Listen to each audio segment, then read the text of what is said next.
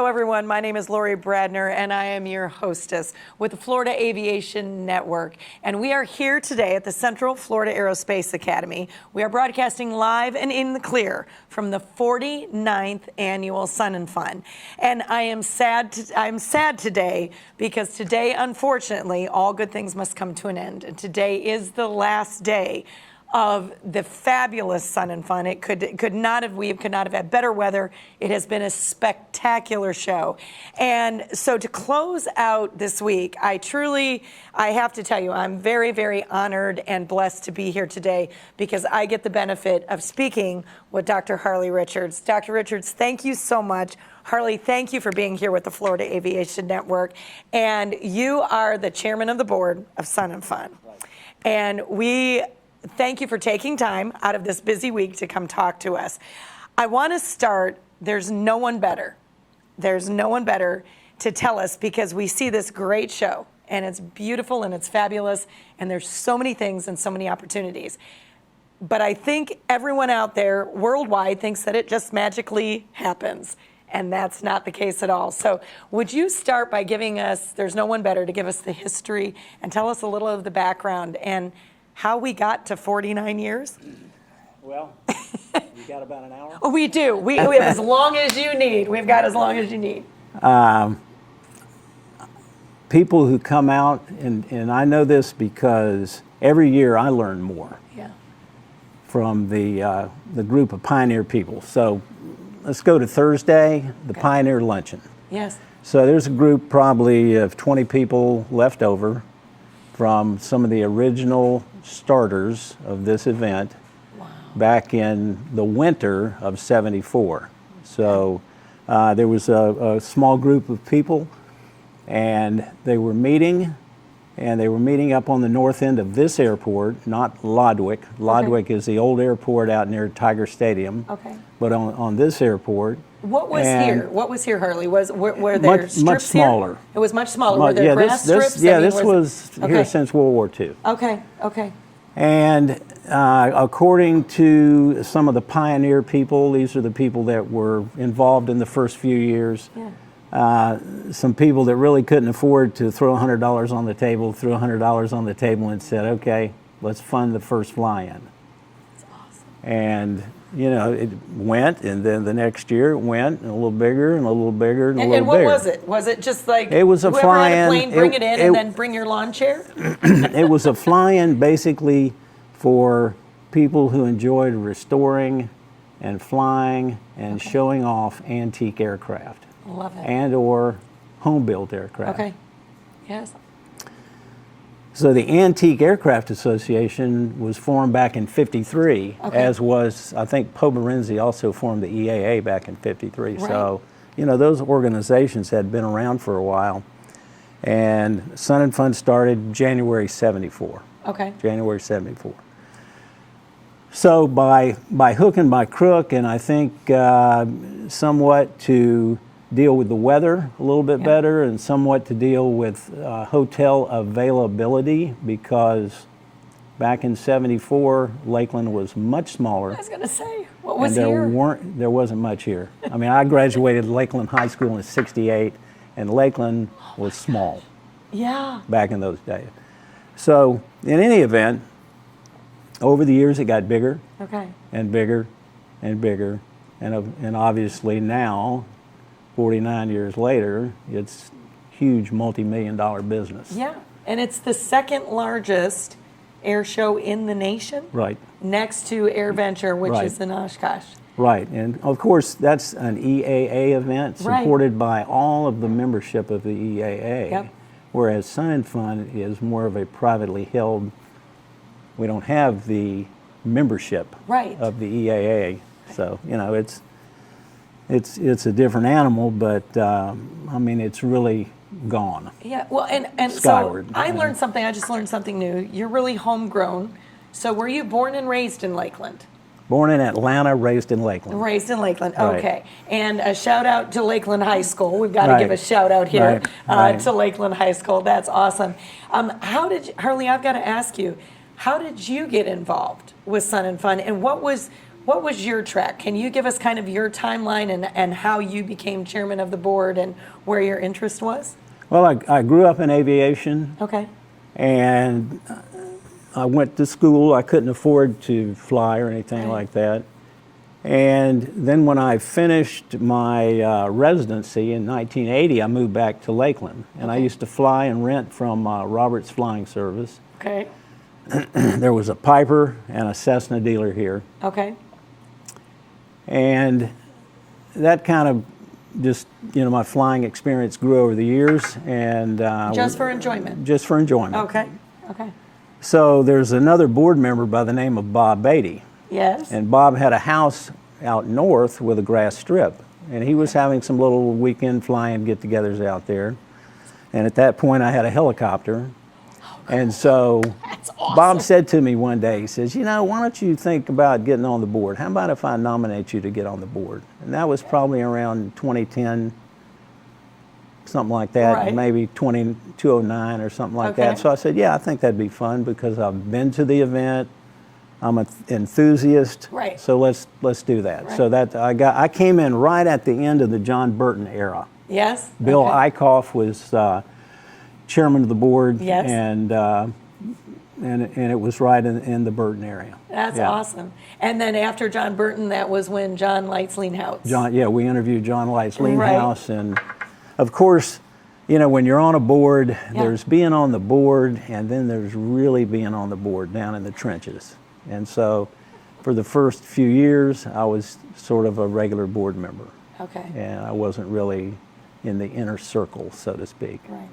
So, but obviously, what can you say about the Leanhouse era? Yes, well, you know what, obviously everyone is a value. Everybody brings so many things to the table. And I know one of the things, if you look, what have been, speaking of that, just because you came in, you've watched the changing of the guards now, really, from Right, John Burton yeah. to John Leanhouse and now to Gene Conrad. Right. What are some of the things that stand out in your mind, Harley, because this has grown so much? I mean, just in the time that I've been involved with Sun and Fun Right. and with FAN, what are some of the things that stand out in your mind as some of the greatest achievements, greatest advancements, either of the leaders that you've had the pleasure to work with, or just as the organization as a whole? When I think of Leanhouse, I think of conservative fiscal policy. Okay. Yeah. I mean, Sun and Fun was sort of living on the credit line. Okay. It wasn't in that great a shape financially. And Leanhouse totally 100% reversed that. Okay. I mean, he put us on our feet. Yeah. And, Leanhouse, along with some other key board people, with Mr. Ray and Chuck Ahern that we were talking about this morning, Yes. it was that era Yeah. in which this building came from. Yeah.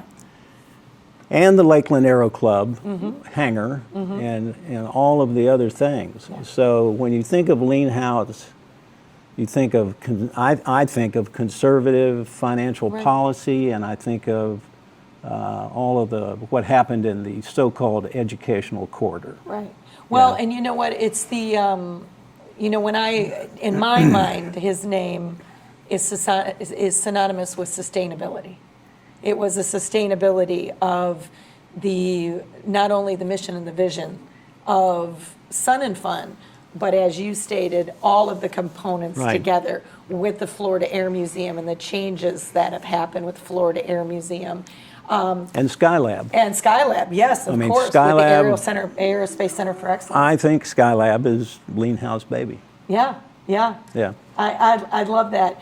Let me ask you, what are, with the changing of the guard, what would you say now? What are some of the things, all good things, we said it today, all good things have to come to an end. And Lights was absolutely, we hated to see him go. I had the opportunity. It was very hard for me. I got to interview him and the last time, Yeah. and that was last year. And that was a tough interview for me because of everything that he gave to this community, everything that he gave to Sun and Fun.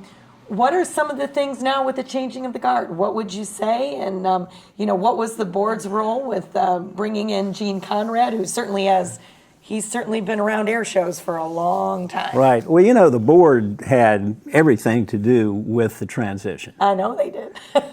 And it wouldn't have happened without you. No. No. It was tough. Okay. From the board perspective, but the board felt that Leanhouse had done so much. He had taken us logarithmically Yes. to the next level. But we felt like there was another level, another quantum leap to be taken. And what is that quantum leap? Can I put you on the spot? well, the quantum What's the leap vision? is going to be something that's bigger than any of us. When Leanhouse came, who would have ever thought that it would have gone where it went with Leanhouse? Right. Yeah. That's one quantum leap. Okay. And so we, as the board, the few people down in the trenches Right. on the board, felt that Leanhouse wasn't going to jump us anymore. Okay. He did a great job for Yeah. 11 years, I think it was. Yeah. But it was time to look for new leadership Okay. to take that next quantum leap. Okay. Okay. And so, just as you said earlier, when you start looking around the country and we put out job, Yeah. he's sitting right here, sitting right in our lap, He has been here the whole time. sitting right in our lap. Yeah. Who grew up with EAA Air Venture His since he dad. was a young Wasn't boy. it his father Yeah. at Air Venture? Yeah. Yes. He's got the Rolodex. Of course, nobody even knows what a Rolodex is. No, we anymore. did. But It's their list of contacts in their iPhones now. Yes, exactly. He's got the I know what it Rolodex is. and he's got everybody on speed dial. I mean, he already is there. That's awesome. And so that, if he would take the job, although I got to tell you, at breakfast 2 or 3 years ago, he told me he didn't want the job. Really? Yeah, he may deny that, but that's the truth. Okay. Okay, well, Gene, you can't deny it anymore Yeah. because now it's out there. Okay, I have to go there. Why? Because in my mind, like you said, he was not only the logical choice, he's got the history. He knew he was right here. He was Yeah. in our backyard. Right. He's homegrown. He knows Right. the community. And, people relate to Gene Conrad. But so I have to ask, you're sitting there with him and so he says no? Yeah. What was the reason? I don't know. You have to ask him. Okay, well, But, Ben, you're going to make that note. I want to Yeah. know why he said no. But Well, it was just Gene and me. okay, it's just That's the all two it of was. you. It wasn't And he Ray said no. Garcia or, Right. Jeff Kincart. So maybe they got to it. Yeah, I don't know. I don't know. And maybe he felt, because he had been with the city for 10 years, Yeah. that he had fulfilled his mission. Yeah. Just like in the 10 or 11 years here, John Leanhouse had fulfilled his mission. Exactly. And it was time to move on. Exactly. And I doubt that this will be Gene Conrad's final stopping point. But I sure would I like hope to not. get 5 years out of him. Absolutely. Absolutely. I think, there's so much more. Let me ask you a question. Where would you like to see this go? You've been involved for so long, Harley. And as the chairman of the board, and you are a man of great vision, just not only in your own personal business, your own, just everything that you've done in your life. Where would you like to see Sun and Fun go? What is the next step in your mind? We've got 50 years coming up, and which is huge anniversary. Right. What is your vision? Where is the next step for you? Well, I'm kind of torn. I mean, we're limited on real estate. Right. And I think that this is just me talking. Sure, I would absolutely. like to give the customer a better experience. Whatever we can do to give our customers who come here a better experience. We can't really get bigger. We're limited Okay. in terms of real estate. Right. But we can do it better. Always. And, Gene Conrad has made some fairly significant changes in this year in the layout of the real estate to take the real estate that we do have and to use it more efficiently. Okay. And so my vision would be to work with Gene to use it even more efficiently, to see how this year went and to tweak it, and the year after that, tweak it and tweak it and tweak it. And who knows what the air show will be like in the future. It may not be the conventional air show. Right. Now, back when Gibson was here and he and Lean Houts did a lot of the TV stuff out there and all that, and we're not doing that now, and I'm not sure, what that tells us, but it seems like people, based on yesterday, it seems like people want to come out and feel the F-35. Yeah, they do. Okay? Yeah. I mean, when that thing is in afterburner and makes a turn, you feel it. Okay? And you can't get that I was out there on television. I mean, you got to put your fingers in your ears, and your body is just like internally, rumbling. There's nothing like it. I never get tired of watching those military jets. No. Never. And you know what? I have to tell you, Harley, I've had the pleasure of, serving at certainly serving at Sun and Fun for over 10 years. And it's a family affair for me. I've got two sons that are behind the camera. My daughter, who's now in college, was behind the camera.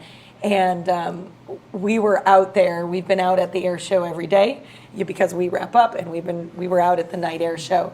And it was interesting as we were walking away last night. My son, Nicholas, who's a freshman, said in the car, "You know what? This never gets old." Yeah. And they've been coming since they were little. And so I think that's huge. And that's one of the things, like you said, a television and a screen and what we do just doesn't get it. Doesn't get it. Yeah. It just doesn't get it. Now, let me ask you a question. Go ahead. But back, go. back to that question about what I envision. Yes, I envision giving the customer a better experience. Okay. We can't grow bigger. Right. We've got a lot of people. There's enough people that want to come. Right. But we need to be more organized and do it better. Okay. So that's kind of that's what I envision. I love it. And I think that's a great... The Ritz-Carlton experience, or whatever you want to call it. Oh, I like that. So. Yes. Yeah. The 5-star. Yep. The 5-star experience. I love it. Well, I have to tell you, for me, I think you're pretty close, Harley. Now, let me ask you a question. We have this beautiful, as you mentioned this with John Light's Lean House, and it's true. I think one of the legacies that he left is the Aerospace Center for Excellence, and all of the changes that happened with the Florida Air Museum. Tell me a little bit about, now, my understanding is that there are two boards. There's a board for the ACE, and then you've got the Sun and Fun board. How do those two boards, because I believe like Rick Garcia and some of those people you mentioned serve on the ACE board, how do you interface? How do you come together to make this a whole? Can you talk to us a little bit about that history and how that came about?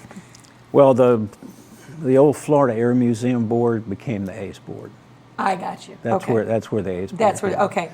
And we all knew that people did not want to give money to the Sun and Fun fly-in. Yeah. But people do want to give money to youth education. And so we felt like, rather than the two boards running parallel in the same universe, Yep. that ACE needed to be up here.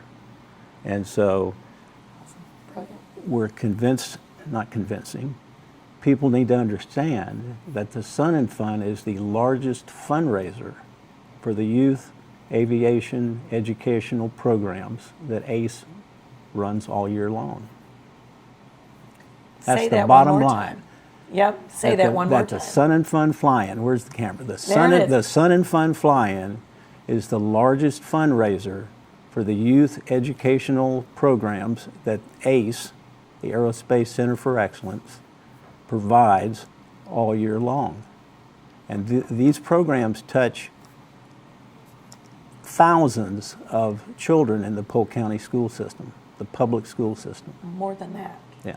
Because Polk County is one of the largest districts. So in effect, not all of the profits, because there's Sun and Fun, there's 40 Sun and Fun employees and the administrative costs and all that. I mean, it's a business. Right. It's a 501c3 business, but the money goes to youth education, period. Yeah.